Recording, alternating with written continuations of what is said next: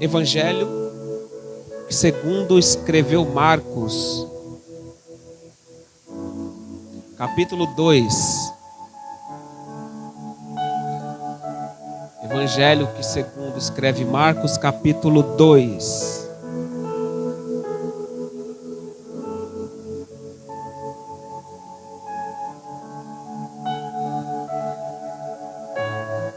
Quem achou diz amém. Vamos ler o versículo 3. Vieram a ele conduzindo um paralítico, trazido por 4 homens. E não podendo aproximar-se dele, por causa da multidão, descobriram o telhado onde estava e, fazendo buraco, baixaram o leito em que estava o doente. Jesus, vendo a fé deles, disse ao paralítico: Filho, perdoados estão os teus pecados. Estava ali assentado algum dos mestres da lei, que raciocinavam em seus íntimos: por que profere este blasfêmia? Quem pode perdoar pecados senão Deus? Jesus, conhecendo logo em seu espírito que assim pensavam entre si, lhes disse: por que pensais sobre estas coisas em vossos corações? Qual é o mais fácil? Dizer ao paralítico: estão perdoados os teus pecados? Ou dizer-lhe: levanta-te, toma o teu leito e anda? Ora, para que saibais que o Filho do Homem tem na terra poder para perdoar pecado, disse ao paralítico: a ti te digo, levanta-te, toma o teu leito e vai para a tua casa. Amém? Meus irmãos, o texto é bem conhecido da igreja, bem conhecido daqueles que amam a palavra de Deus, daqueles que amam meditar na palavra de Deus. Todos nós conhecemos o texto de cor e salteado, que é a cura de um paralítico levado até Jesus por 4 amigos. Mas existem alguns detalhes dentro deste texto que eu gostaria de compartilhar com os irmãos e que é de rica informação e de grande edificação para a nossa vida. Alguém pode dizer: mas o texto é bem conhecido, todos nós já conhecemos, já ouvi pregando, mas se 10 pregadores pregar esse mesmo texto, são 10 mensagens diferentes. Então eu queria nessa noite aqui transmitir, com a ajuda do Espírito Santo de Deus, alguns detalhes que Deus colocou aqui no meu coração. Primeiro, alguns dias depois, Jesus entra outra vez em Cafarnaum. E o povo soube que ele estava em casa. Jesus, ele outra vez volta para Cafarnaum e entra dentro de uma casa. Só que a Bíblia vai dizer que o povo soube que Jesus estava na casa. Por quê? Por que soube que ele estava na casa? Porque aonde Jesus está, a notícia ela corre. Jesus entra em Cafarnaum e entra dentro de uma casa. Essa casa todos nós conhecemos que é a casa de Pedro. É uma casa que Jesus sempre pousava. O que vai me chamar a atenção é que quando Jesus está na casa, soube-se que Jesus estava lá. Então a primeira coisa que eu aprendo aqui é que aonde Jesus está, a notícia ela corre. Aonde Jesus se encontra, a notícia ela corre. Por que a notícia corre? Porque aonde Jesus está, sempre algo acontece diferente. Aonde Jesus está, sempre algo acontece que sai da lógica humana. Então aonde Jesus está, a notícia ela corre.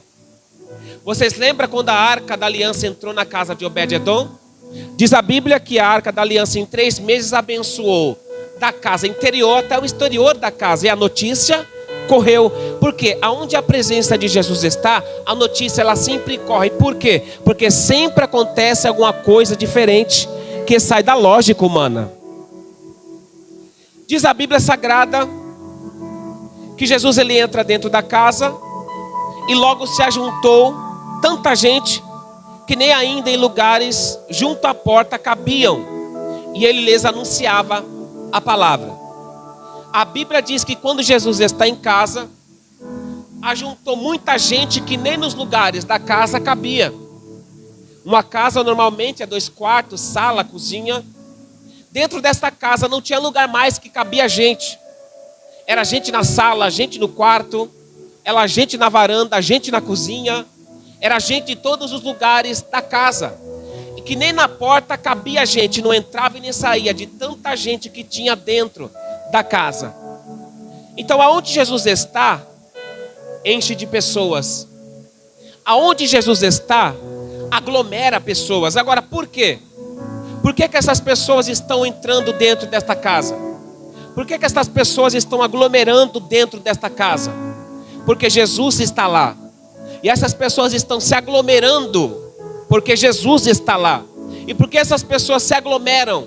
Porque Jesus está lá. Porque somente Jesus pode dar o que o homem não pode dar. Somente Jesus pode preencher o vazio que essas pessoas têm, que o homem não pode preencher. Somente Jesus pode fazer o que o homem não pode fazer. Somente Jesus pode tirar o que o homem não pode tirar. Essas pessoas estão com um vazio tão grande dentro da alma, que eles já foram para vários lugares e o vazio não foi preenchido. Mas quando souberem que Jesus estava na casa, não perderam tempo. Vamos lá dentro da casa, porque quem está lá é Jesus. Só Jesus pode preencher o vazio que está dentro da alma. Só Jesus poderia saciar a fome que essa pessoa tinha, que essa multidão tinha. Somente Jesus pode saciar a sede que essa multidão tinha. Por isso é que aglomera gente dentro desta casa. Porque Jesus é diferenciado. Jesus tem algo que está alegrando o coração deles. Jesus tem algo que liberta a vida deles. Jesus tem algo que sacia a fome deles. Jesus tem algo que mata a fome deles. Jesus tem algo que só Ele pode dar. Por isso que Jesus está na casa e essa multidão se aglomera ao ponto de não ter lugar dentro da casa para sentar ou para ficar em pé. A Bíblia diz que a terceira coisa vai acontecer nesta casa e ele lhes anunciava a palavra. Olha só, dentro desta casa vai acontecer algumas coisas que me chamou a atenção. Primeiro, as pessoas ouviram. Segundo, aglomerou de pessoas. Terceiro, Jesus vai anunciar a palavra. Por que Jesus vai anunciar a palavra? Porque Jesus não perde oportunidade de pregar o evangelho. Jesus não perde oportunidade de falar da sua palavra. Jesus, ele aproveita a oportunidade e anuncia a palavra. Então, dentro desta casa, primeiro, ouviram que Jesus estava lá.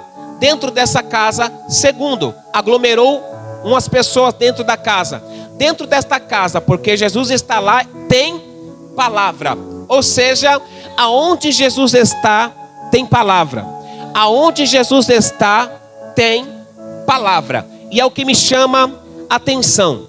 Um lugar que eu vou e não tem palavra, tem alguma coisa errada. Porque se tem palavra, tem Jesus. Não tem palavra, não tem Jesus. É impossível Jesus estar e não ter palavra. É impossível Jesus estar na casa e não ter palavra. Um lugar que só tem cântico. Um lugar que só tem oração. Um lugar que só tem movimento. Um lugar que só tem teatro. Um lugar que só tem dança. Um lugar que só tem entretenimento e não tem palavra, eu tenho que desconfiar. Porque aonde Jesus está, tem palavra. Aonde Jesus está, tem palavra. Jesus está dentro da casa e ele anuncia a palavra. É impossível ver Jesus em cima do monte e não ver ele pregando a palavra. Jesus pregou a palavra dentro da casa. Jesus pregou a palavra em cima do monte. Jesus pregou a palavra dentro da sinagoga. Jesus pregou a palavra sentado no barco.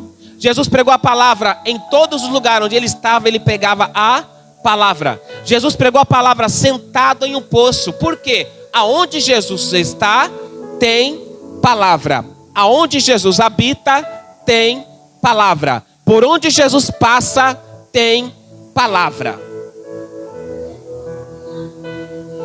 Congregue em um lugar que tenha palavra. habite em um lugar que tenha palavra. E a palavra que Jesus pregava não era como muitos pregadores que tem por aí, que pregam enfeitando a mensagem para ter agenda. Não. A palavra que Jesus pregava não é como muitos pastores que tem por aí, que prega amaciageando o ego para poder ter membros dentro da casa. Não. Jesus pregava a verdade.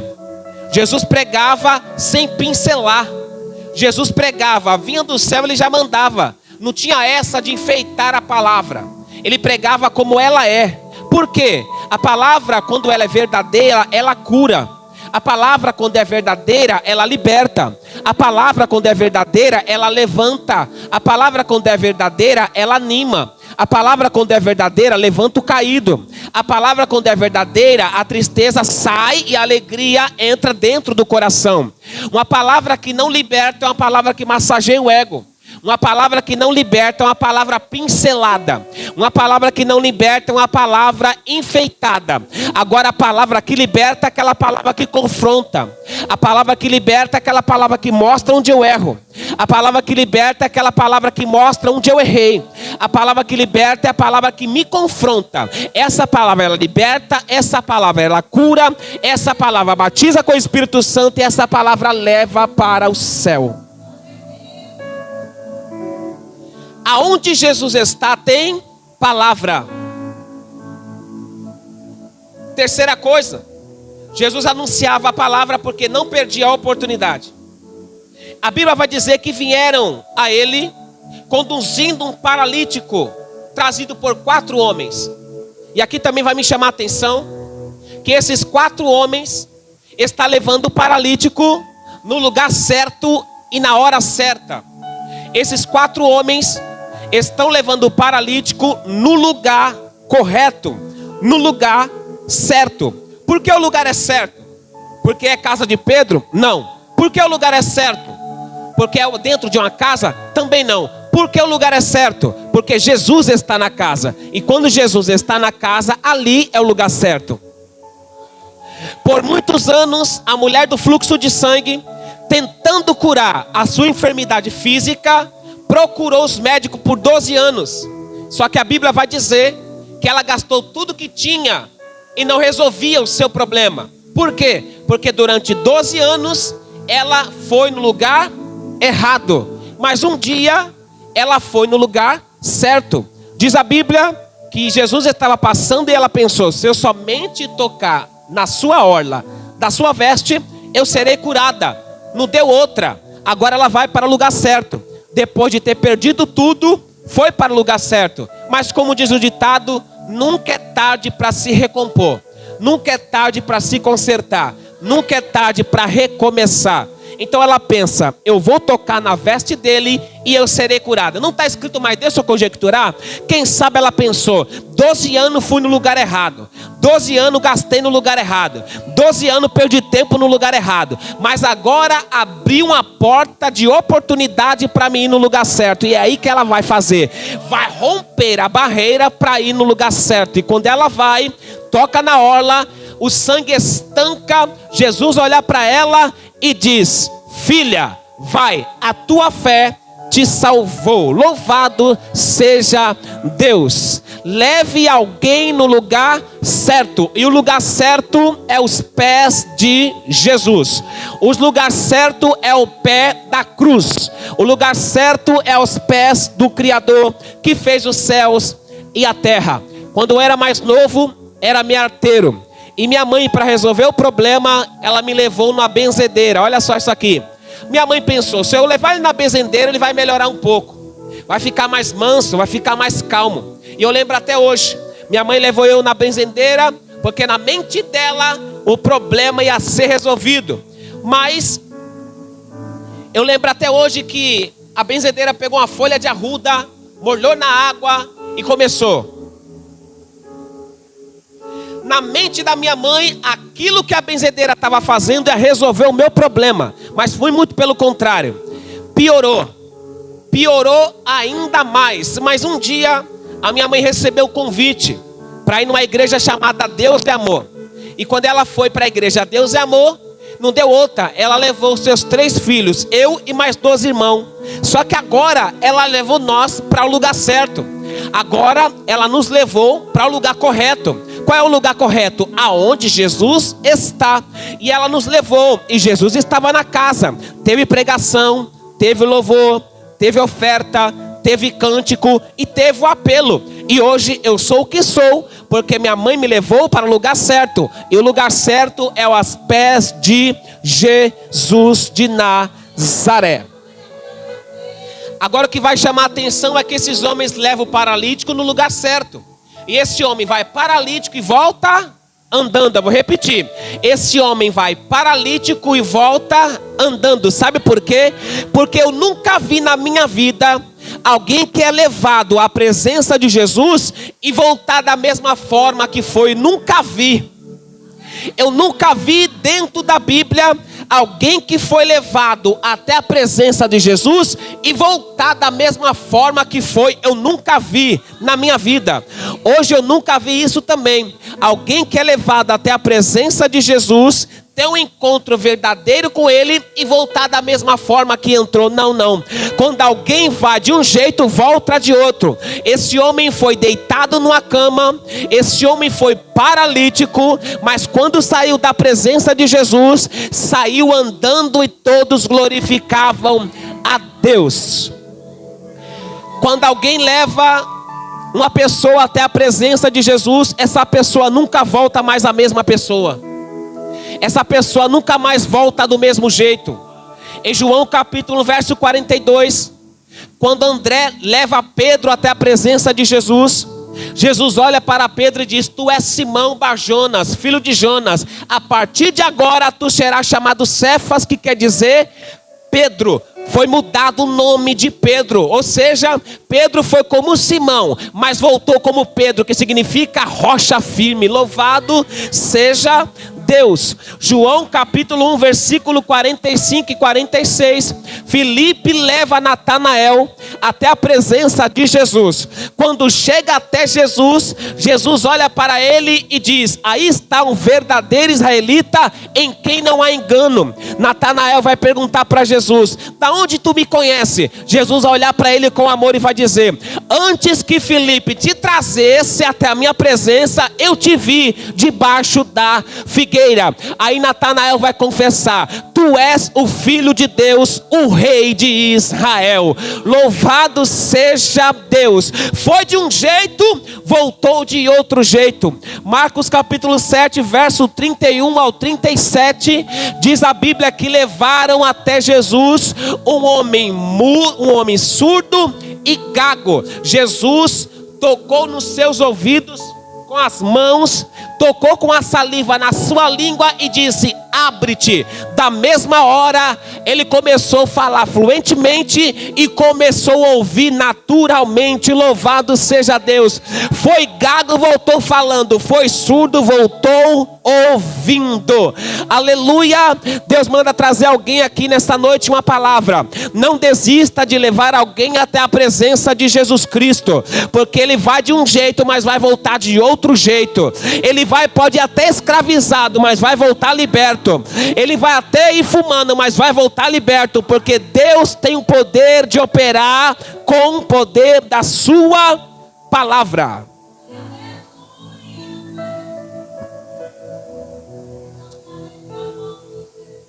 A Bíblia diz que não podendo aproximar-se dele por causa da multidão, eles descobriram o telhado onde estava, fazendo buraco, baixaram o leito aonde Jesus estava. Olha isso aqui. Eles levam seu amigo até a presença de Jesus, mas quando chega na casa, não tinha lugar para entrar. Na porta não tinha lugar, na janela não tinha lugar, e as casas tinham uma escada do lado. Eles pensaram: encontramos um impedimento, encontramos um obstáculo mas nem por isso nós vamos desistir de levar o nosso amigo até a presença de Jesus. Aí foi onde Deus falou dentro do meu coração: eu sei que tem gente aqui que está lutando para levar um parente teu até a presença de Jesus. E deixa eu te falar a verdade: obstáculos nós vamos encontrar, obstáculos nós vamos passar por cima. É Deus dizendo: você está tentando levar, mas está encontrando um obstáculo. E a palavra de Deus é essa: não desista de levar alguém até a presença de Jesus no primeiro obstáculo que você encontrar. Esses homens não desistiram, encontrou um obstáculo, mas não deixou que o obstáculo impedissem de eles levarem o seu amigo até a presença de Jesus. Subiram a escada, tiraram o telhado, fizeram um buraco, eles dizendo: nós não vamos desistir de levar o nosso amigo até a presença de Jesus. É Deus dizendo para alguém: não desista de levar alguém até a presença de Jesus. Eu sei que você tem obstáculo, eu sei que está tendo impedimento, mas é Deus dizendo aqui: não desista, porque do mesmo jeito que ele não vai voltar. Deus vai fazer a obra. Somente não desista de levar alguém até a presença de Deus. Porque levar alguém até a presença de Deus, está pensando que é fácil? Não é. É uma luta. É uma peleja. Só que esses homens aqui me ensinaram. Com as suas atitudes, sem palavra, ele disse assim para mim: não desista no primeiro obstáculo. Persista.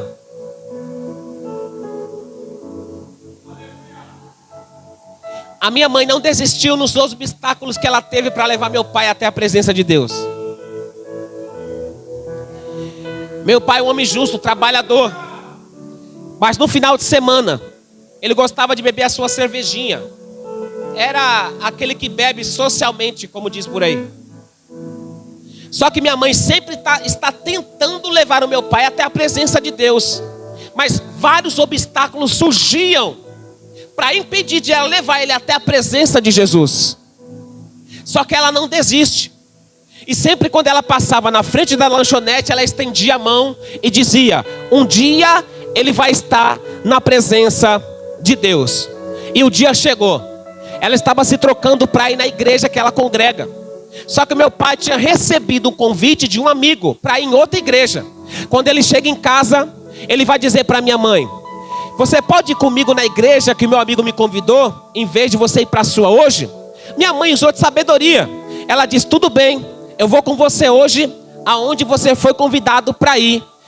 Se ela é daquelas que bate o pé e fala assim: não, hoje é domingo, não posso deixar de ir na minha congregação. Se ela fosse dessas, perderiam a alma só para estar sentada no banco.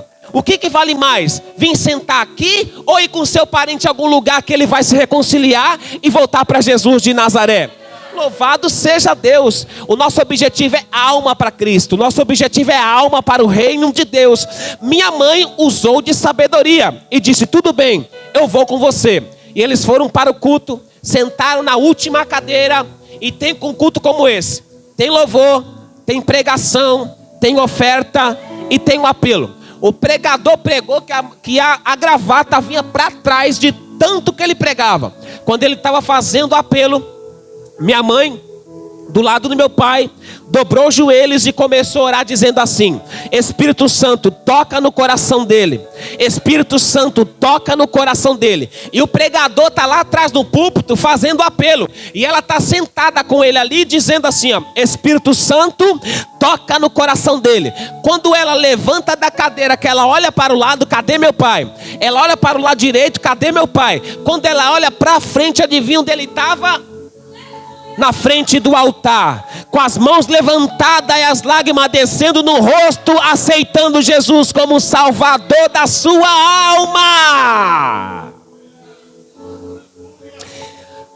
Toca no ombro do teu irmão, fala assim para ele: não desista, porque Deus vai fazer a obra. Não desista, porque Deus vai fazer a obra. Aleluia. Diz a Bíblia Sagrada que vendo-lhes a fé deles, disse ao paralítico: perdoados estão os teus pecados. Vendo a fé deles, está no plural.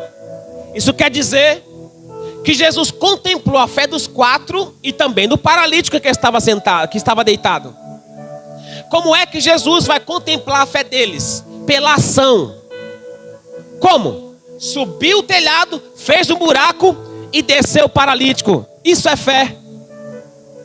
Porque fé eu mostro pelas minhas ações, não pelo que eu falo. Se eu falar, vou procurar emprego amanhã, ficar dormindo até 10 horas, isso não é fé. Se eu falar, não, eu quero ser pregador e não ler a palavra, não estudo, no jejum, isso aí também não é fé. Jesus só vai achar fé em nós quando nós agirmos conforme aquilo que nós cremos. O que me chama a atenção é que quando Jesus olha para o paralítico, ele vai dizer: filho, perdoados estão os teus pecados. Espera aí. Ele é pecador, mas Jesus chamou de filho. Jesus não está fazendo acepção. Jesus não está discriminando. Jesus não está deixando ele de lado. Jesus olha para ele e diz: filho, perdoados estão os teus pecados. Ao contrário do que muitos estão fazendo nos dias atuais. Pecou, deixa de lado. Pecou, não conversa mais. Deixa de escanteio. Não vai mais na casa. Não quer pegar mais na mão. O camarada fez 100. 99, errou um, acabou. Aí Jesus fala para nós hoje. Jesus não. Jesus olha e fala: filho, perdoados estão os teus pecados. Sabe por quê? Porque não é pecado que ele não perdoe. Não há transgressão que ele não perdoe. Não há erro que ele não perdoe. Eu não sei se alguém pode ter cometido algum erro, alguma falha, e o diabo está martelando a tua mente. Errou. Fica sentada. Sua oração não vai ser ouvida. Nem adianta levantar a mão. Hoje o sangue de Jesus te purifica de todo o pecado. Ele tem poder para perdoar pecado. Não há pecado que ele não perdoe. Não há erro que ele não perdoe. O problema não é errar, porque o erro já está em nós. O problema é reconhecer que errou. Porque errar todo mundo erra. Errar todo mundo erra. Tropeçar todo mundo tropeça. Na mente, no coração, nas atitudes. Isso aí, o erro está em nós. Qual é o maior problema aqui? O maior problema é se você vai reconhecer que errou ou não. Provérbios 28:13. Aquele que encobre as suas transgressões não prosperará, mas aquele que confessa e deixa alcançará misericórdia. 1 João capítulo versículo 9. Se com a tua boca confessar os vossos pecados, ele é fiel e justo para te perdoar e te purificar de toda injustiça. Então o problema não é errar, o problema é confessar que errou. Se confessar que errou, ele perdoa, te purifica de toda injustiça, e o céu está aberto para os pecadores arrependidos dos seus pecados. Não deixa Satanás martelar tua mente, não. Você sabe que alguns anos atrás era difícil, né? Pecou, a pessoa sair da igreja porque achava que não tinha mais jeito, devido à palavra que saía do altar. Quantas pessoas não se afastaram da presença de Deus por um erro? Porque na mente deles não tinha mais jeito. Era excluído de tudo. Não prega mais, não canta mais, não toma ceia. Matou. Quer matar? Mata logo de vez então.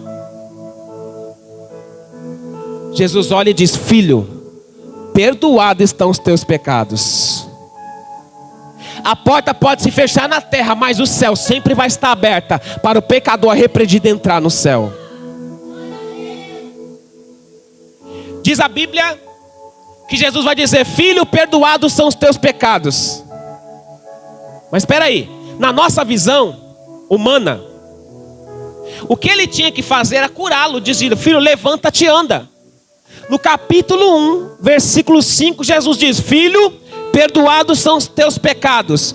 No capítulo 2, versículo 11, Jesus diz: levanta-te, toma o teu leito e vai para a tua casa. Espera aí, a primeira coisa na ótica humana que Jesus teria que fazer era dizer: filho, levanta-te, toma o teu leito e vai para a tua casa. Mas a primeira coisa que Jesus vai fazer é: filho, perdoados são os teus pecados. Sabe por quê? Porque o que ele precisava primeiro é ser curado por dentro e depois por fora.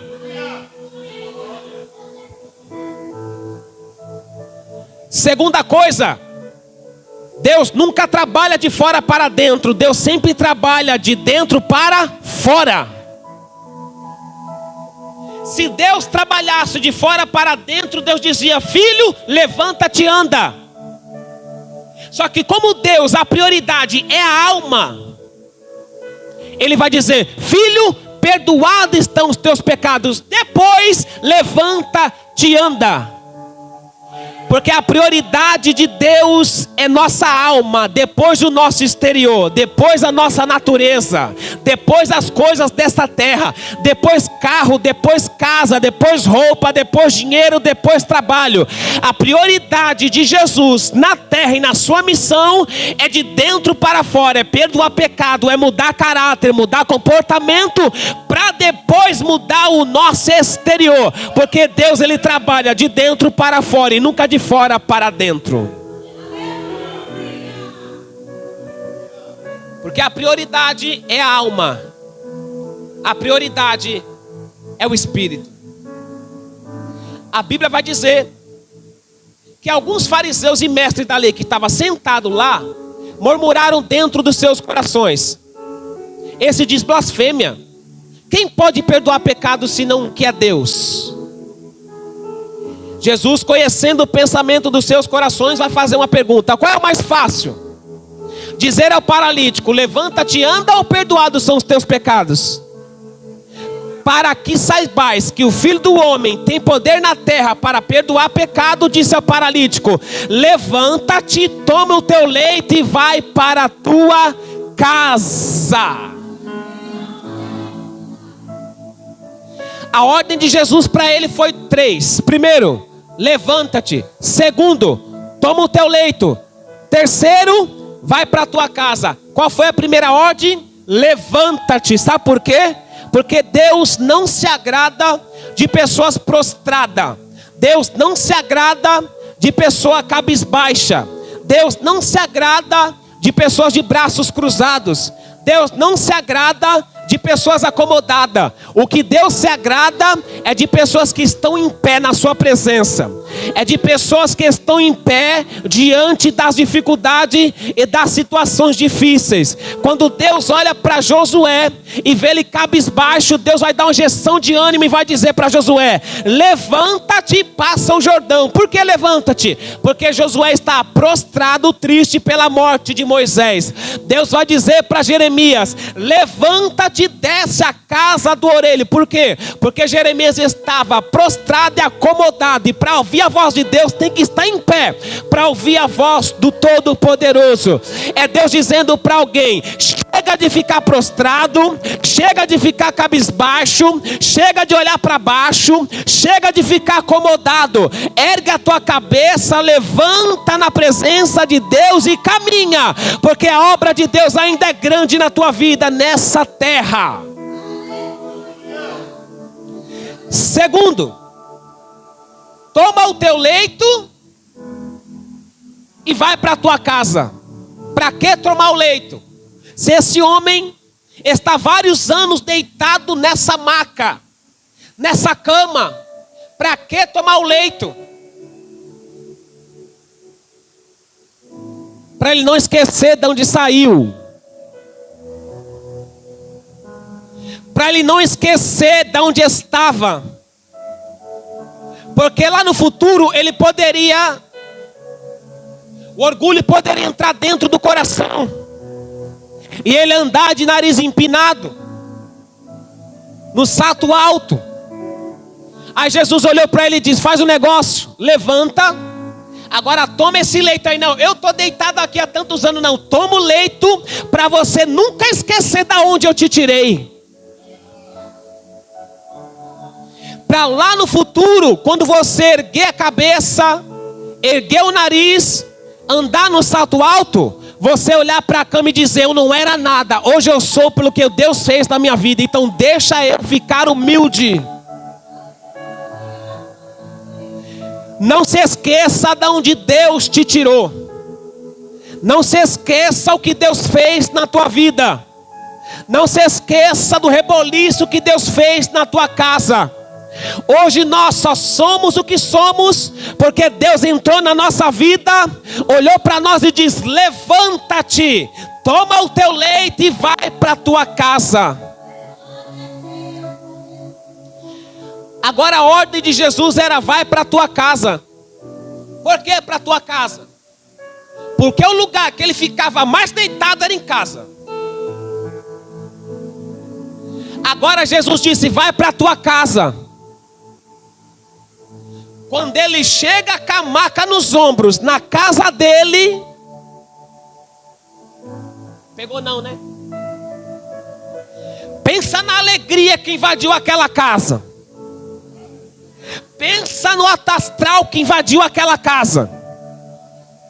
Pensa na alegria que invadiu aquele lar. Um homem que estava deitado tantos anos, agora está chegando com a maca. Ou seja, a maca levava ele, agora ele é que está levando a maca. Ou seja, a casa se encheu de alegria, a casa se encheu de paz, a casa se encheu de alto astral, porque Deus fez uma grande obra. É para contar o testemunho. A Bíblia diz que ele se levantou e, tomando o leito, saiu na presença de todos. Saiu na presença de todos. Porque quem te viu deitado vai ter que te ver em pé. Quem te viu chorando vai ter que te ver sorrindo. Quem te viu caído vai ter que te ver erguido. Quem te viu cabisbaixo vai ter que ver você com a cabeça erguida. Quem te viu olhando para a terra vai ter que te ver olhando para o céu.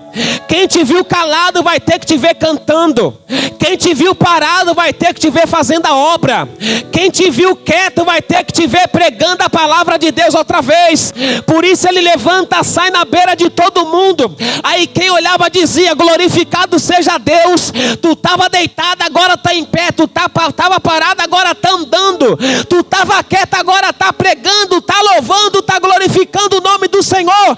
Tem que ver a obra de Deus na tua vida. Glória a Deus. De sorte que todos se admiravam. Vão se admirar pelo que Deus vai fazer na tua vida. Todos se admiravam. Vão se admirar pelo que Deus vai fazer na sua casa. Vão se admirar pelo que Deus vai agir na tua casa. Vão se admirar e vão glorificar o nome do Senhor. Ou seja, a cura é tua, a cama é tua, só que a glória é dele. Ninguém deu glória ao nome dele, deu glória a Deus. Ou seja, a vitória é sua, a bênção é nossa, a vitória é nossa, mas a glória é de Deus. Se coloca de pé em nome do Senhor Jesus. Aleluia. Levanta-te. Toma aquilo que te deixava deitado e carrega. E vai para a tua casa e conta o que Deus fez. Vão te admirar. Vão ficar estarrecidos, espantados pelo que Deus vai fazer na sua vida. Nunca mais vão te ver deitado. Nunca mais vão te ver paralítico. Ou seja, parado, prostrado, cabisbaixo. Porque Jesus vai fazer uma grande obra. Pai Todo-Poderoso, Criador dos céus e da terra. Senhor, dentro desta casa teve gente. Dentro desta casa teve palavra. Dentro desta casa teve perdão de pecado. Dentro desta casa teve cura espiritual. Dentro desta casa teve cura física. E dentro desta casa teu nome foi glorificado. Que o Senhor possa fazer isso na nossa vida e na nossa casa, dentro desta igreja e na vida dos pastores, para a glória do Pai, do Filho e do Espírito Santo de Deus. Deus abençoe a todos, irmãos, em nome do Senhor Jesus.